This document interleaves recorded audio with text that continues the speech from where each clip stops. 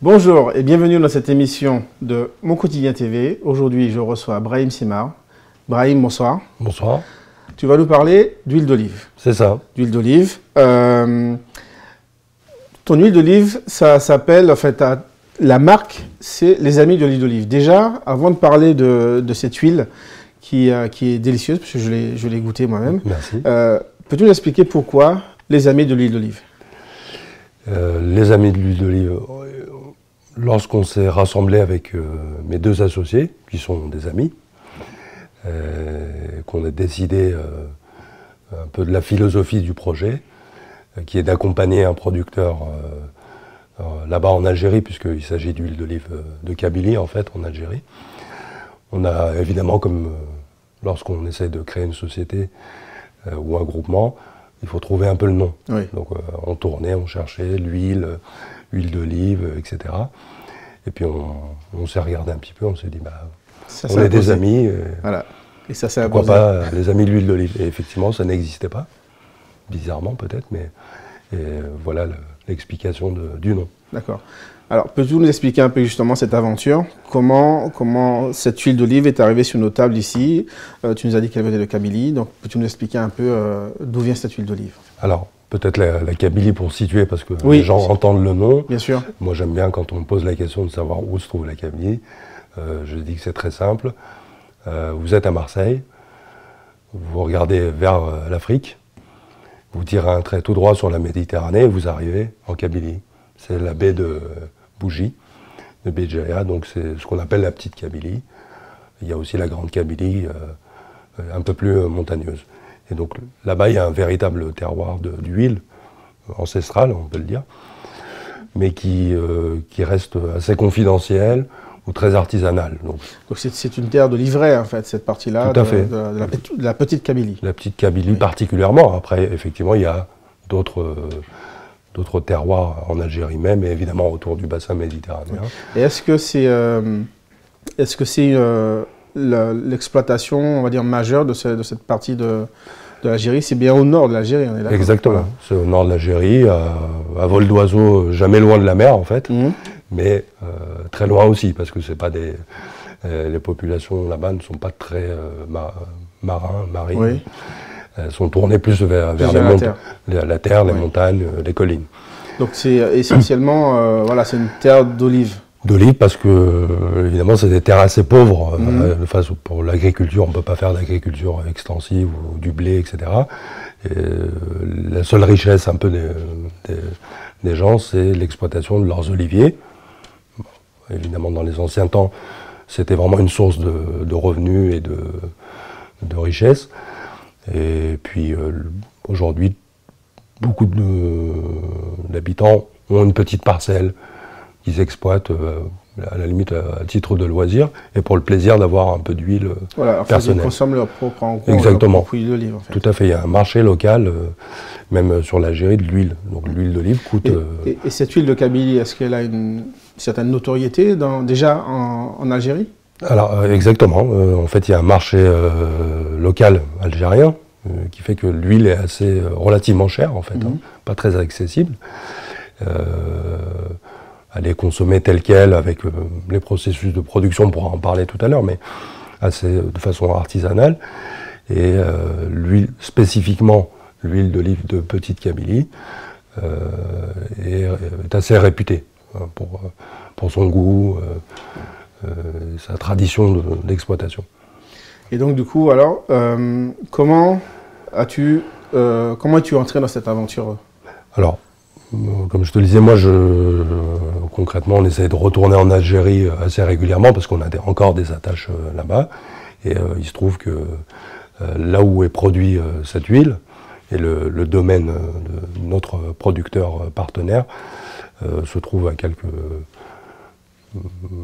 kilomètres de la résidence familiale. Donc oui, on se connaît. Ce sont des voisins. C'est des voisins, amis. Si on cherchait un peu loin, peut-être qu'on serait de la même famille, parce que tout le monde se connaît là-bas. Et donc, il nous parlait un petit peu de sa volonté de développer une exploitation un peu plus professionnelle. Donc il a discuté avec sa famille, etc.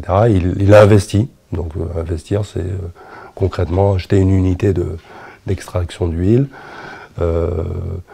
irriguer les oliviers qui en ont besoin, parce que, comme je te le disais précédemment, les petites exploitations, les gens ne font pas très attention, c'est-à-dire qu'ils comptent un peu sur la pluie, voilà, pour faire le travail, et puis ramassent ce qu'il y a. En réalité, l'olivier, c'est un arbre très solide, mais il faut quand même l'entretenir. Et lorsqu'on veut se lancer dans une production professionnelle et standardisée, en tout cas en qualité extra vierge, donc haute qualité, évidemment il faut s'atteler à faire tous les processus d'entretien, de récolte, etc. Et est-ce que c'est compliqué justement pour un exploitant dans ces terres-là de pouvoir faire venir toutes ces machines? Est-ce que c'est quelque chose qui est facile? Est-ce que c'est quelque chose qu'on trouve facilement en Algérie, ou est-ce qu'on est obligé de faire venir ça de l'étranger? Voilà. Malheureusement, la réponse dans la question, c'est que c'est assez difficile, même très difficile. Maintenant, on peut toujours importer, mais les opérations d'importation sont rendues un peu compliquées parce que, moi je le dis très aisément, il y a beaucoup de bureaucratie qui ne facilite pas les choses en Algérie. Donc travailler avec l'Algérie concrètement, c'est assez difficile. C'est assez difficile parce que tout devient compliqué. La moindre opération bancaire, c'est très difficile. Donc il faut s'armer quand même de patience de conviction pour exactement. pouvoir, Donc tout est un peu compliqué. Ça rend. Donc importer une machine, oui, c'est possible, elles existent. Souvent d'ailleurs, ça vient soit d'Europe, soit de Turquie. De Turquie pour les machines ou les unités d'extraction. Le verre, malheureusement, il n'y a pas d'unité de verre qui répondent aux standards de qualité pour pouvoir intégrer l'huile dans une bouteille scellée, etc. Donc tout ça fait partie des exigences lorsqu'on veut se positionner en premium.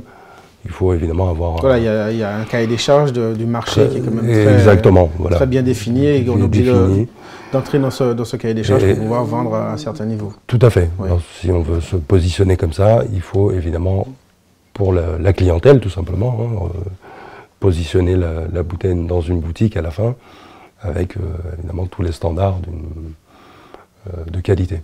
D'accord. Donc ce voisin qui est un peu de la famille, donc t'as soumis ce projet. Voilà. Et comment tu mets ça en place en fait pour l'aider à pouvoir exporter son huile d'olive et à pouvoir le mettre sur le marché, on va dire en Europe, déjà en France, mais aussi peut-être en Europe?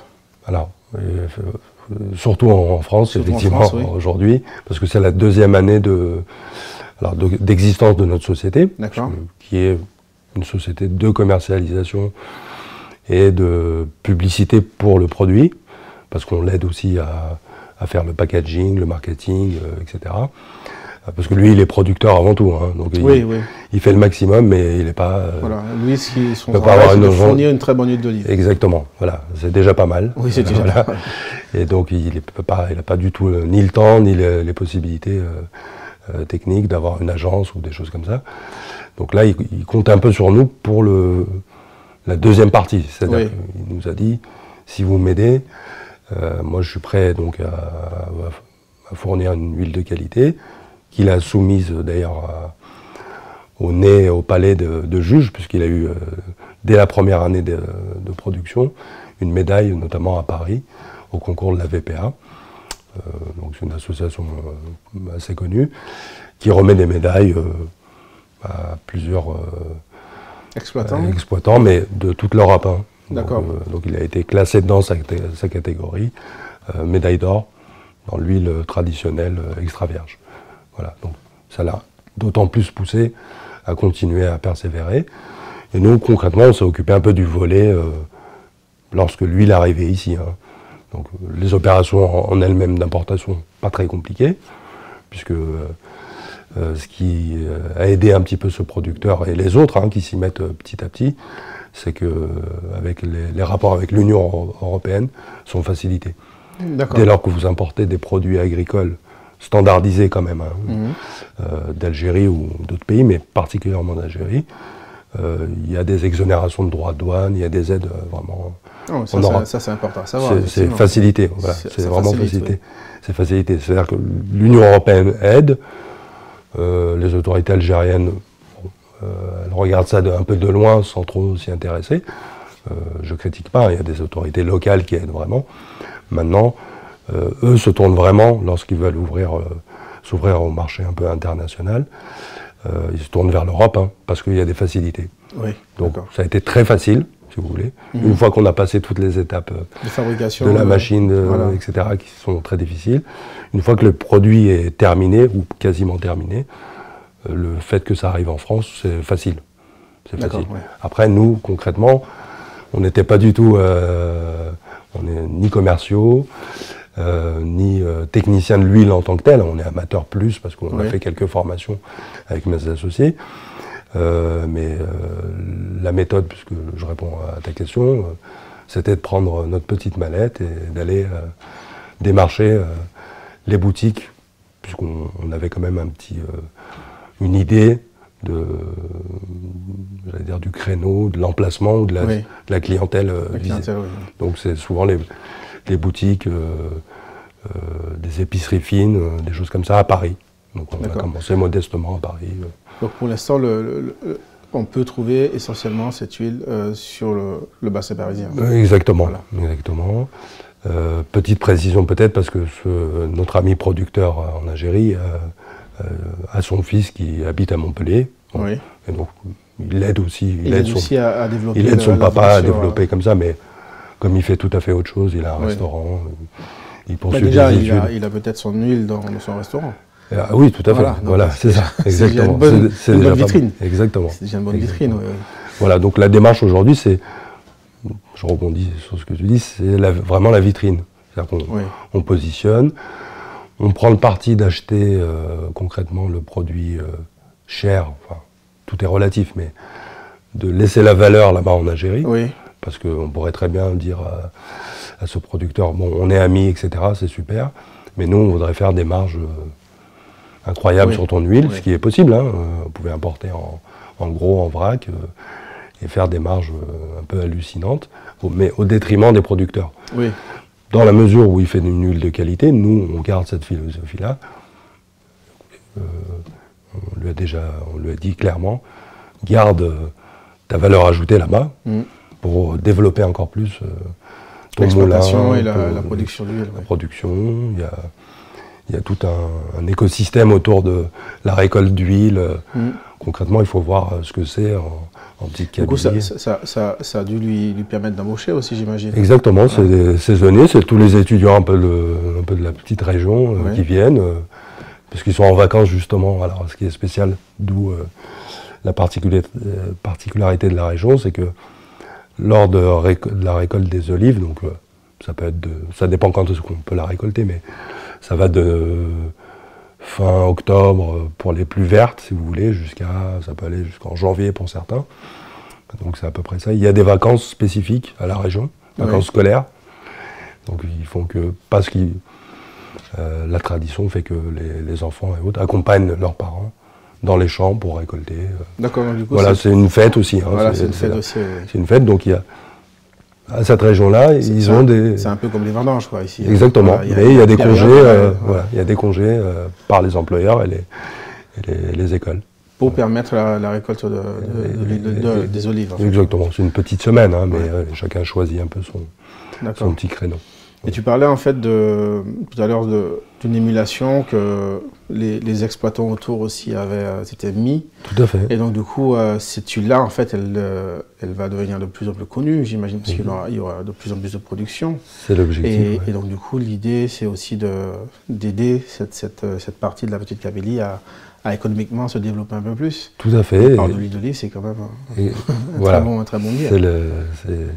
C'est d'essayer d'imposer un peu, pas imposer, mais une marque avec un produit en fait...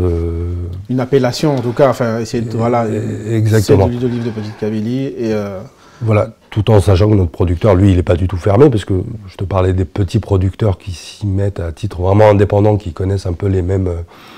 alors ça s'accélère un peu, parce que lui, il est passé par toutes les étapes un peu difficiles. Il a été sollicité là-bas localement par d'autres qui lui disent mais comment tu as fait, etc. Donc ils s'auto-forment entre eux. Hein. Oui, oui. Ils s'aident, ils se donnent des conseils, où est-ce que tu as obtenu ton verre, etc. Enfin, et donc là, en Algérie, fleurit un peu 4-5 moulins, donc qui étaient présents, comme on en a parlé tout à l'heure, au dernier salon de l'alimentation, le CIAL, à Villepinte, où ils étaient représentés. Alors, je te le disais, avec le drapeau européen derrière, c'était un peu... c'est très bien, puisqu'en fait, c'est le PASA, c'est un autre fonds européen qui soutient toutes les actions de production. Le PASA. PASA, P-A-S-A, Programme européen de soutien à l'agriculture. D'accord, voilà, donc qui ont aidé ces producteurs. Ils les aident de différentes manières, hein, sur de l'équipement, sur de l'irrigation qui est très importante, et très matériellement, ils les ont aidés aussi à financer leur voyage pour venir au CIAL. Hein, d'accord, il faut payer sa place au CIAL. Hein, c'est sûr, voilà. Donc ils étaient tous mignons, ces petits producteurs, mais qui en voulaient vraiment, de façon indépendante. Ils étaient alignés comme ça, ils ont tous des huiles. Et c'est des terroirs, donc vous avez pas loin d'Alger quelqu'un qui a une exploitation, qui s'y est mis, d'autres un peu plus dans le sud, mais pas dans le désert évidemment, et dans l'ouest algérien, vers Oran et autres. On a des moulins indépendants qui se mettent vraiment à faire de l'huile de très haute qualité. D'accord. Voilà. Qui était vraiment méconnue. Enfin, l'huile d'olive algérienne, elle est, de toute façon, concrètement, elle ne sortait pas d'Algérie. Elle sortait que par, comment on dit, les immigrés ou les... Oui, voilà, les gens. On ramenait avec soi, voilà, de façon, vacances, on prenait un peu d'huile. Exactement, voilà. Elle était connue comme ça. Alors, elle était un peu présente, mais un peu en vrac, dans certaines épiceries ou des petites boucheries, des choses comme ça, hein, de la communauté algérienne, mais c'était assez confidentiel. D'accord. Tout le monde se disait, bon, moi j'ai de l'huile, j'ai pas besoin et autres. Mais on n'avait jamais vu une huile se retrouver dans des rayons ou dans les supermarchés. Concrètement, ça n'existe pas encore. Et du coup, toi, en développant cette petite aventure-là d'huile d'olive, tu as dû sûrement devenir un expert en olive et en huile d'olive, j'imagine. Oui, de fait. Voilà, je me suis, Du coup, j'ai des petites questions, parce que moi, je suis intéressé à l'huile d'olive, mais aussi à l'olive. Mais tout à l'heure, tu parlais d'olive noire, d'olive verte, et puis après, il y a la maturité. Avec quel type d'olive on fait quel type d'huile? Et est-ce qu'avec l'olive noire, on fait de l'huile aussi, ou est-ce que c'est qu'avec de l'olive verte? Alors, ça peut être... Ou est-ce qu'elle doit être à maturité? Voilà, oui, je peux répondre. Alors, en fait, en réalité, de toute façon, il y a des variétés d'oliviers en elles-mêmes. D'accord. En eux-mêmes. Donc il peut y avoir jusqu'à 8000, si je ne te dis pas de bêtises, de variétés au niveau génétique d'oliviers, surtout le bassin méditerranéen et dans d'autres pays, hein, parce qu'il suffit d'un climat à peu près méditerranéen pour faire des oliviers, donc on peut en retrouver en Amérique ou autre, mais il y a des petites aventures comme ça de personnes qui se lancent, mais on va considérer le bassin méditerranéen, et dans le bassin méditerranéen, il y a des centaines de variétés d'oliviers. Il se trouve en Kabylie, dans cette petite région, une variété endémique qui est pas... donc on parle vraiment d'une variété endémique qui est pas classée encore, mais qui va l'être, qui donnait justement ce petit goût que les gens appréciaient, un peu terroir, mais en fait qui est lié aussi aux méthodes d'extraction, en réalité. Parce qu'un olivier, bien sûr, il peut avoir sa variété. Le processus, c'est que pour obtenir une huile d'olive, ce qu'on dit extra vierge, en réalité, il y a, vous avez l'huile d'olive extra vierge, vierge et huile d'olive. Ça, c'est les classements officiels. Si vous voulez, la nomenclature, c'est huile d'olive, vierge, extra vierge. Qu'est-ce qui fait la différence? Alors, la réglementation a supprimé tout ce qui est extraction à froid, toutes les mentions qu'on vous met. Pour obtenir une huile d'olive extra vierge, il faut l'extraire dans le moulin à une température relativement basse, donc moins de 26 degrés. D'accord. Voilà, c'est ce qui fait 26, 27. Bon. C'est-à-dire que l'huile n'est pas brûlée à 26, 26 degrés. Très bien, Au-delà, si vous voulez avoir un rendement plus important, effectivement, vous pouvez laisser l'huile un peu se brûler lorsqu'elle passe dans le processus d'extraction. Et là, vous obtenez de l'huile qui est un peu déclassée, donc vierge, mais le rendement est plus important. En fait, plus vous faites plus on fait chauffer, plus on fait à froid, c'est-à-dire une température la plus basse possible, moins il y a de rendement, parce que l'huile n'est pas brûlée, elle est malaxée plus lentement, etc. Et donc, vous renforcez ce processus de goût de verre qui est caractéristique des huiles extra vierges par le moment de la cueillette. Donc, plus vous y prenez tôt, l'olive est verte sur l'olivier, plus vous aurez ce goût de verre, de nature, de feuilles, et le rendement est moindre parce que l'olive n'est pas encore chargée au maximum. Donc tous les producteurs en extra vierge, pour eux, la saison elle débute très tôt. D'accord, c'est de l'olive vraiment verte. L'olive elle est sur l'arbre, elle ne tombe jamais par terre, elle est ramassée, elle tombe sur les filets, tout de suite dans les caissettes, et elle est emportée pour être extraite le jour même, éventuellement le lendemain. D'accord. Ça, c'est le processus global pour obtenir une huile d'olive extra vierge. Très bien. C'est l'olive sur l'olivier, filet, caissette, extraction le lendemain. D'accord, dans les 24 heures. Dans les 24 heures. Idéalement le jour même. Hop. Parce que l'huile n'a pas le temps de maturer ou de dégager un peu d'acide, parce que c'est relativement fragile, l'olive en elle-même. D'accord. Si elle tombe par terre, de toute façon, elle s'ouvre. Voilà. C'est ce qui fait qui donne un peu ce goût acide parfois. Lorsqu'on prend une huile un peu traditionnelle comme ça, c'est que souvent les gens la ramassent par terre. Donc elle est déjà entamée ou acide. Et au moment de l'extraction ou du moulin, ça donne une huile un peu hyper amère, que certains aiment, c'est un goût, particulier. Mais là, le cahier des charges, si vous voulez, fait que arbre, filet, caissette, extraction rapide, et la température. Donc la fameuse température en dessous de 26-27 degrés. Certains descendent très très bas, donc on parle d'extraction à froid, mais qui n'existe plus dans la réglementation. Voilà. Et quelle est la meilleure façon pour consommer une huile d'olive? Consommer l'huile d'olive.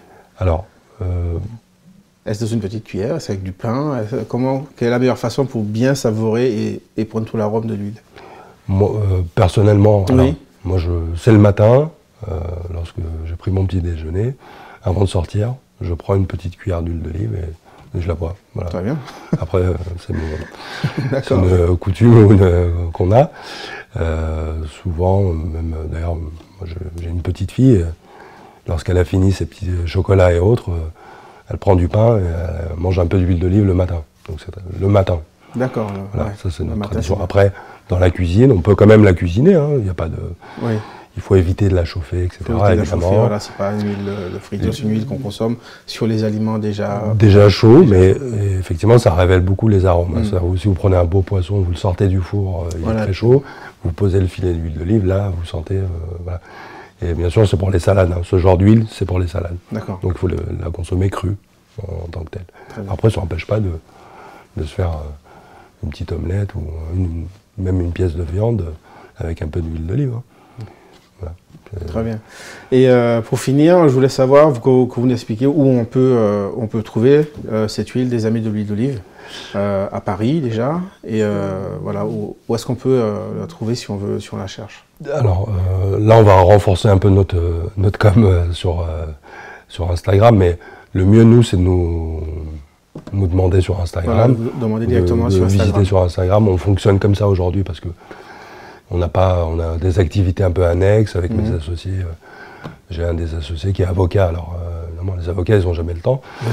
Lui d'ailleurs il s'est associé, je lui fais un petit clin d'œil, mais il s'est associé pour pouvoir faire un voyage en Algérie. Je lui dis que ce n'était pas indispensable d'être associé. Pour un voyage en Algérie, on peut l'organiser, parce que lui il veut aller voir tout ça, il veut visiter l'Algérie. Bon, il y a une petite histoire familiale derrière, mais donc on fonctionne de façon très simple, c'est-à-dire que nous, on a ce produit-là, on en est fiers, on ne rougit pas du tout, on se présente vraiment dans les boutiques et on fait connaître. Il y a beaucoup de bouche à oreille, concrètement. Vous nous avez parlé d'une épicerie dans le 14e. Alors oui, je voudrais citer effectivement, si vous permettez, l'épicerie Laouz, L-A-O-U-Z, Paris 14e. D'accord. Ils ont quelques boutiques à Paris aussi, dans le 8e et autres, mais qui a bien voulu nous mettre en valeur. D'ailleurs, si vous passez devant la Houze, avenue Général Leclerc dans le 14e. C'est à côté du cinéma Alésia. Ok. Vous verrez nos coffrets, parce qu'on fait des petits coffrets pour Noël, D'accord. un peu comme ça. Et nos bouteilles d'huile d'olive qui sont vendues là-bas, distribuées. Donc ça nous fait une belle vitrine. D'accord. Mais on peut nous trouver dans plein de petites boutiques, un peu comme des épiceries fines. Et il y a les adresses et les contacts sur Instagram. D'accord. Et ça peut être aussi un très bon cadeau pour la fête des amours et la Saint-Valentin aussi. Ah bah, c'est une bonne idée. Et Brahim, merci beaucoup. Merci de nous avoir expliqué un peu tout l'univers de l'huile d'olive, parce que Merci. c'est vrai que c'est un aliment que j'affectionne particulièrement. Et puis, j'espère vous voir y goûter bientôt. Avec grand plaisir. Je vous ai apporté un petit échantillon. Ah, c'est gentil. Merci Voilà. beaucoup. Merci. L'émission se termine. Merci beaucoup d'avoir participé, d'avoir regardé cette émission. Je vous donne rendez-vous la semaine prochaine pour une nouvelle émission de Mon Quotidien TV. Non sans avoir remercié Malou, notre artiste make-up, Cyril à la réalisation, Jean-Sébastien Rocher et toutes les équipes d'Atoucam et de Griffe Productions.